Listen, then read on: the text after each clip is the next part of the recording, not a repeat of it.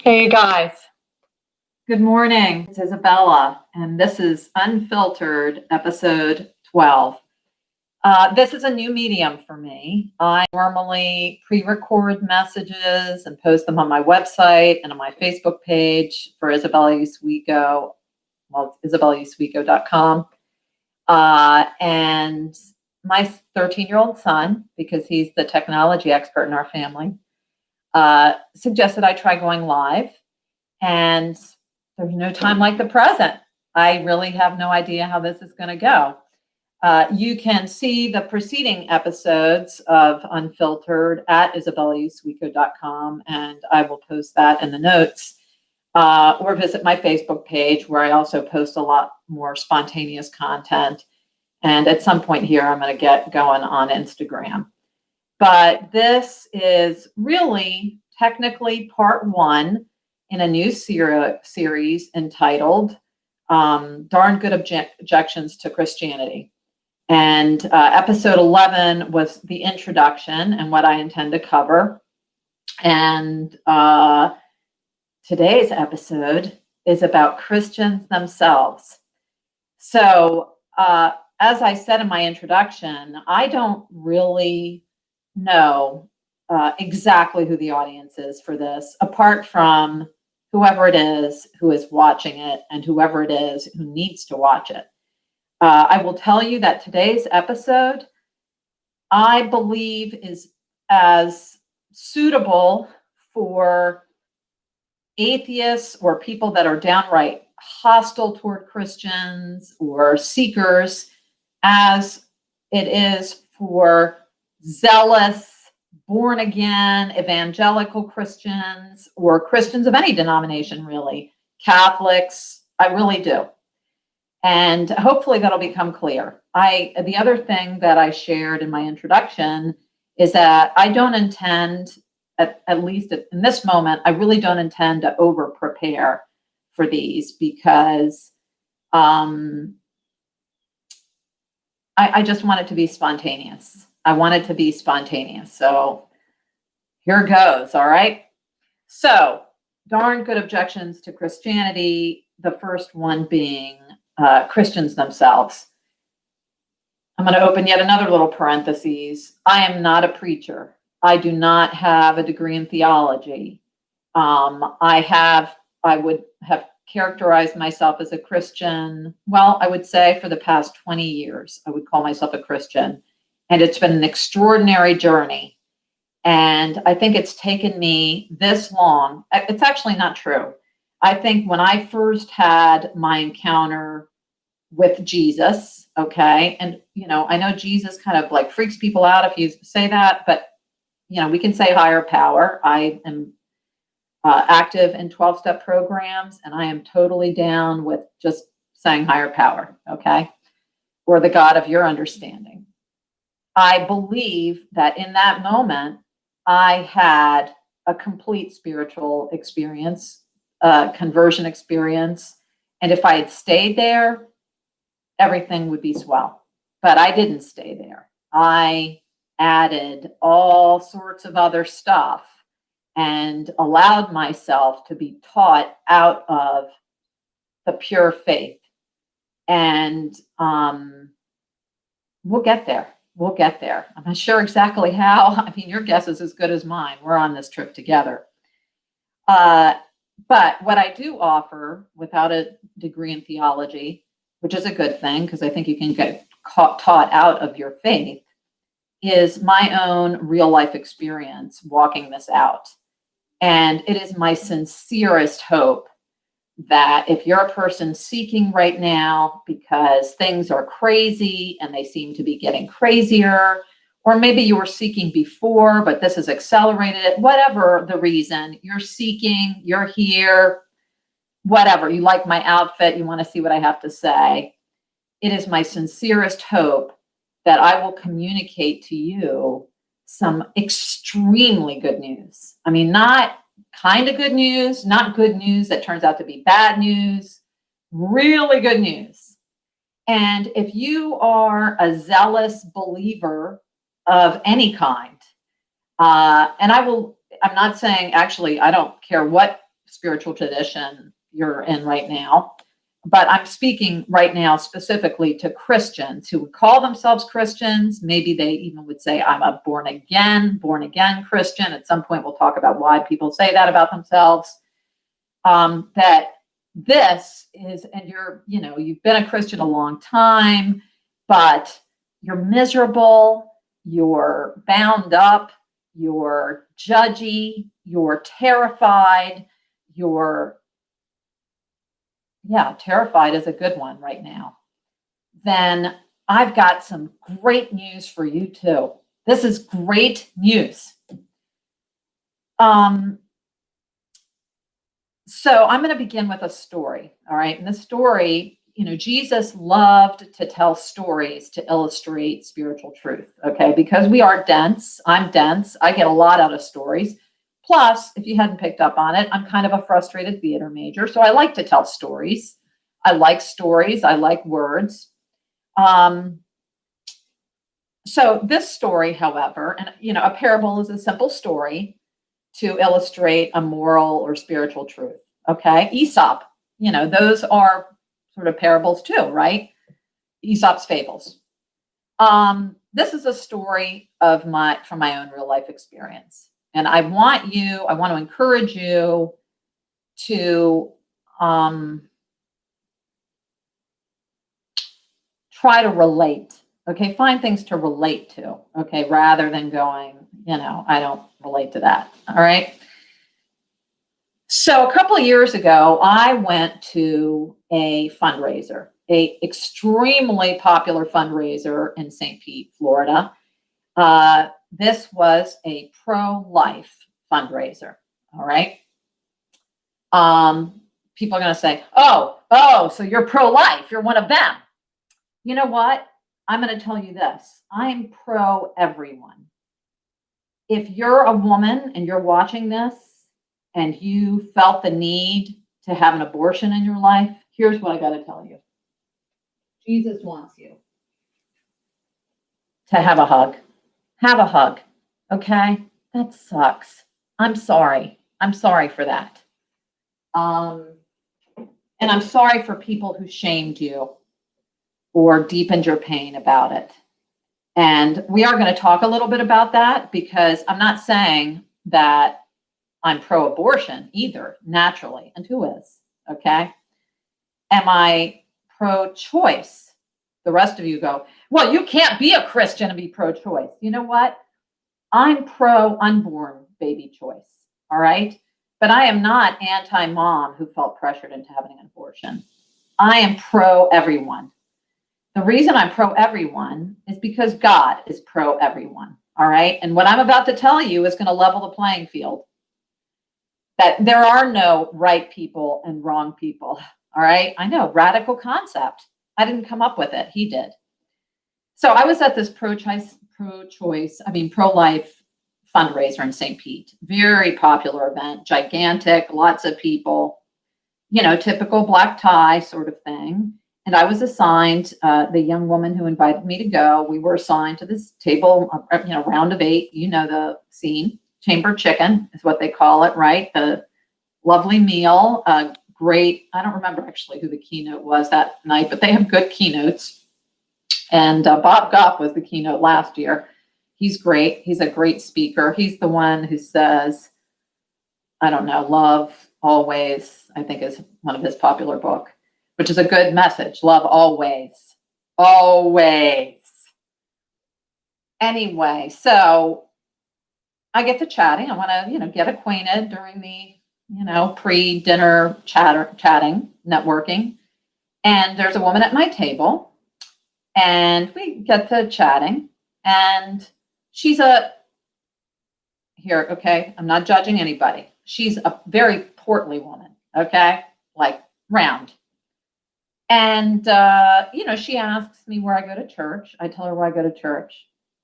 And she makes a face. Okay, this is where I get my prop basket out, and I'm in the market for a bigger prop. Okay, these are my judgment glasses. Okay, she looks at me. Oh, you go to that church? I said, have you been? And she said, yes, I have.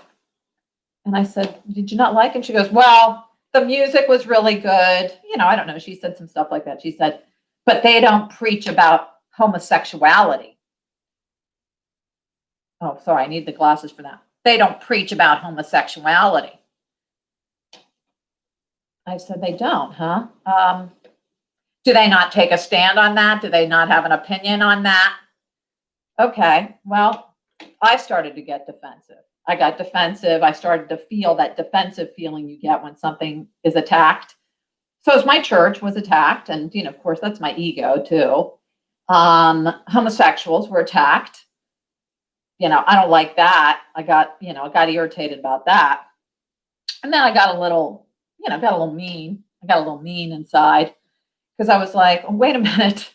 Okay, and here's where we start equalizing. All right. What are you, about 70 pounds overweight? That's what I wanted to say. Are you what, 70 pounds overweight? You know what? The Bible has plenty to say about gluttony. Have you looked at that lately? Let's look at it together. Does it say something about homosexuality? Well, yeah, it does. Also says stuff about judgment. It says a lot about judging other people. It says if you judge other people, you're going to be judged too, and that you have no business judging other people. Because the only person who can judge God can judge. All right? But I didn't say that. I smiled and I nodded and I turned away. But here's the problem. Here is the problem. Okay. The problem, good objections to Christianity. Christians themselves, they're hypocrites. Okay. That was one of the things on my list. Hypocrites. All right. She's a hypocrite. What's a hypocrite? I'm a word person. I like words. A person, this is from whatever, maybe dictionary.com, I'm not sure. A person who pretends to have virtues, moral or religious beliefs, principles, etc., that he or she does not actually possess, especially a person whose actions belie stated beliefs, or a person who feigns some desirable or publicly approved attitude, especially one whose private life, opinions, or statements belie his or her public statements. Whoa. Well, it seems like this lady at this fundraiser, she fits the bill for hypocrites. Guess who else fits the bill for a hypocrite? Me. Okay, because the minute she judged my church's message, and homosexuals, and I started judging her for judging my church and homosexuals, who was a hypocrite? We were all hypocrites. Okay, based on what?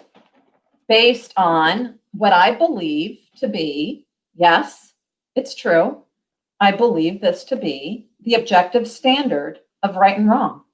Okay? Now, if you're not a Christian and you don't believe the Bible is an objective standard of right and wrong, pick your Holy Testament, okay? Whether it's the Quran or the Torah, let's just use what they judge as right and wrong. I'm fine with that, actually. I'm totally fine with it.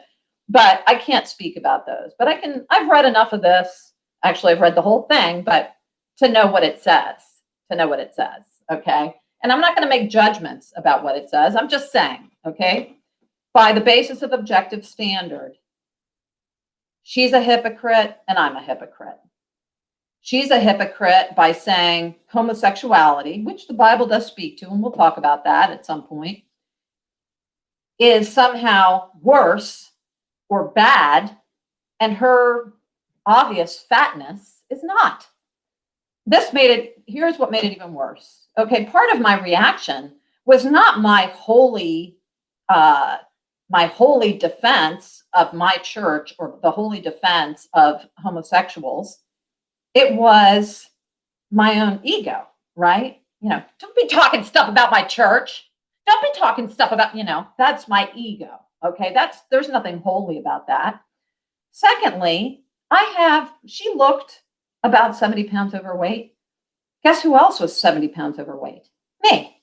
I was 70 pounds overweight when I first got married and when I first had my son Pierce 13 years ago.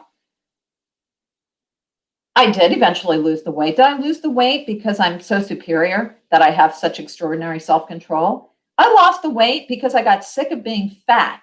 I got sick of looking at myself and being fat. And also, I had issues in my head about I had been fat as a kid and had been bullied. And so, being fat, and then I had gotten thin, and I liked being thin. And, part of the reason I like being thin is not because, as the Bible says, treat your body as a holy temple. I like being thin because I like fashion, because I like looking good in my clothes. There's nothing holy about that. So, in other words, my drive to finally lose that 70 pounds and to get fit is not my extraordinary holiness or remarkable self-control. It's my vanity. I mean, so what God gave me the grace to eat less, and over time to start running and start working out and, losing the weight and getting healthy. Yes, that's true. No credit to me. If it's credit to me, it's because I was motivated by vanity. And the Bible says something about vanity too, quite a bit. All right. You see where we're going with this? The Bible also says, don't be judging other people, right? Take the verse, and I'm not going to cite verses because it takes a lot of time for me to look them up. If you're a Christian, you know the verse, or you can look it up. And if you're not Christian, you don't want to hear the verse. And if you do want to hear the verse, look it up. Just Google it, okay? But the Bible says, don't be judging anybody. Take that little teeny speck out of don't be pulling a little speck out of the other person's eye. Take the big giant log out of your eye so you can see clearly. Because this is what the Bible is. I didn't talk about this much yesterday. Oh, there was another message that I did, just a little primer for those of you who are interested on the Bible. Don't freak out. Okay, you don't need a Bible to go along with me on this series, but it might be handy. So you can look that up on my website. And I am gonna download all these videos on my YouTube page because I know it's necessary. But anyway, another thing that the Bible describes itself as is a mirror. You know what? It is a mirror so that we can see. But do Christians fail to see? Okay, this lady was a hypocrite. Somehow she can't put together the fact that she's pointing fingers at homosexuals. Again, I'm not making a judgment about, the Bible does say some stuff about homosexuals, but it says a lot about a lot of things, and we'll talk about that. But she couldn't see that the Bible says every bit as much about gluttony. Here's the other thing, and I don't have it. I have a little easel. Because what I want to point out is that the Bible doesn't assign point values to these things, okay? It doesn't say, it does not say adultery is worse than lying. It doesn't say that. In fact, I mean, you don't need to be a Bible scholar to know that the 10 Commandments are a list of commandments. It's a list of commandments. It doesn't say, that thou shalt not kill, 127 points. Thou shalt not lie, 10 points. Okay, there's no point values assigned. It says, these are the rules to live by. Most of the rules of the 10 Commandments, most spiritual traditions and certainly most humans can agree are pretty decent values. But this is what makes it even more compelling, is that Jesus in the New Testament, Jesus made, up the ante quite a bit, because just in case, like me, you can justify yourself by saying, I'm not really a liar. I don't lie. Oh, you didn't tell your buddy that you didn't want to come to her party because you were sick when really you just didn't want to go. That's a lie. Okay. So the Bible doesn't really make a differentiate between what you call a white lie or a lie to protect somebody else, which in fact, you're really just protecting you. The little white lies we tell is that we don't want to deal with another person's hurt feelings or with our guilt about doing something that maybe we feel like we should do, but aren't doing. Oh, gosh, that's irritating. That is so irritating. So there are no point values, but here's what Jesus did. Just in case you thought that you could get through some sort of loophole, that you are better than you think you are? He said, not thou shalt not kill. He said, if you're angry with someone, you've basically committed murder. What? What? Can I control when I get angry? I mean, I'm Italian. I'm a little bit of a hothead. I get angry a few times a day, even sometimes. On a bad day, like yesterday, I got angry at least twice yesterday, probably more like 3 times. All right. Maybe more than that if I really scrutinize it. Okay. So does that mean I'm guilty of murder? He also said, Jesus also said, if you have lusted in your heart, you've committed adultery. Oh my gosh. Whoa. Whoa. Where are any of us going to go with that? I mean, have you seen Hugh Jackman? I mean, I'm only human. The point is not that, well, yeah, it is. The point is not that we're bad. But yeah, it is. It's that we all are flawed. And there is no flaw that's better or worse. And you go, well, what? Are you plotting yourself on a continuum and saying Hitler is as bad as me with my white lies, or I'm as bad as Hitler? Oh, we'll talk more about it. We are. All right. So the objection, darn good objections to Christianity. Christians are hypocrites. I mean, what am I going to have to do? I'm going to have to do one lesson on each of the objections. I mean, more. Okay, just hypocrisy alone. Okay, just hypocrisy alone. Okay, if you're not a Christian, you don't identify as a Christian, are you a hypocrite? Can you meet this definition? Have you pretended to have some attribute and then you condemn it, that somebody else's failure in having it? Or like, let's say right now, here, this is a very big issue, is love, okay, and cancel culture.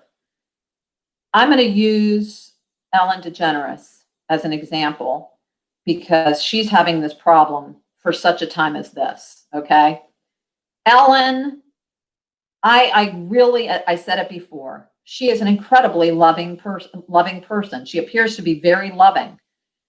Just you get a real sense of her personality. She has this sort of childlike, fun quality about her, an inclusive quality about her. You know, very childlike, I find. That's what I find about her. Transparent, encouraging, comforting. I mean, you know, brilliantly funny, all of those things. She's a delightful person. Okay. Now she's in the world crosshairs, you know, the crosshairs of the media who, you know, some allegations have come to light. We don't know if they're true or not true. You know, there are people who have said, oh, I've met Ellen and she's as wonderful and loving as she appears to be. There are other people that have said, oh, she treated me like crap. She's a snob. She's a total hypocrite. Okay. What's the truth? I don't know. I don't know what the truth is. God knows what the truth is. We are ready to like tear her to shreds and, you know, quit the show, cancel the show, you know, feed her to the dogs, whatever. Here's what I'm going to say. And I've, you know, been around celebrities. Celebrities have handlers. Okay. And celebrities can have handlers that protect the celebrity because the celebrity gets assaulted by people like you and me who don't have any boundaries and make idols out of celebrities. Okay. So part of, if maybe Ellen or anybody else has that kind of an entourage or their staff is kind of like that, don't look her in the eyes. Don't go near her. Don't talk to her. If she looks at you, you don't speak unless she speaks to you. I mean, it sounds like craziness, right? It sounds like royalty. Well, who made them that way? Who did that? You and I did, by making them idols, by holding them to some standard that they can't even meet. Now, let's say for a minute that some of what's being said is true, and Ellen is personally responsible for it. Okay, not that she was sheltered in her dressing room while her stage manager or whatever treated people like crap. Okay. We're talking about, yeah, she herself. Okay. Let's say that's true. Does she deserve to be canceled? No. I don't believe so. I don't believe so. Because you and I are partly responsible for that. And because she's human. And so if you tell a human that you walk on water, oops, who was that? Who's the only one who ever walked on water, according to this book? Jesus. Okay. All right. Let's just set it aside for a minute. If you're told you are golden, you're perfect, everything you do is brilliant, and who's telling her that? We are. We're telling her that. Do you think that's likely to mess with your sense of self, your sense of authority, your sense of importance, your value of other people? Okay. Does this get her off the hook? Does this get her off the hook if she's been racist or authoritarian or unkind to her people? No, it doesn't get her off the hook. It makes her human. And it makes us party to her humanity because we've made an idol out of her instead of letting her be human and recognizing and also judging her humanity, which is bigger in the fishbowl of celebrity than ours. Because I have said things that are racist. I have wielded my power inappropriately, maybe at times. I have, and when I say I've said something I was racist, don't be tarring and feathering me. Okay, well, first of all, if I say that, I would, what I would say is that Africans are gifted in a particular way, because I believe that's absolutely true. Just like I believe as an Italian girl that Italians have some characteristics that are common to Italians, not to every single Italian, but are common to Italians. Okay? Yeah, we do have fashion sense. Yes, I happen to have fashion sense. I happen to be a great cook. I happen to have a hot temper. I happen to be passionate about things. I have, those are things that seem to be more prevalent among Italians. They're all qualities and failings. Okay. So in that respect, I would say, yes, I have been racist. Have I wielded my power inappropriately? Have I been bossy? Yeah, I've been bossy. My 10-year-old, he's been bossy. All right. This is being human. Okay. Now magnified with the spotlight shining on her humanity and everybody. Oh, I have a prop. I'm going to go get it. I'm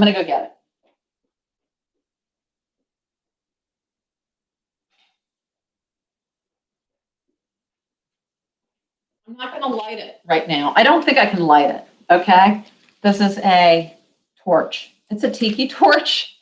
But really, I was thinking like to the Salem witch trials, right? Off with her head, burn her, right? This is what we're doing to Ellen with the tiki torch. It's kind of cute and tropical. It's really meant for like, a lanai or outdoor party. But we're doing that to her. We're doing it to each other. And what that is incredible dishonesty.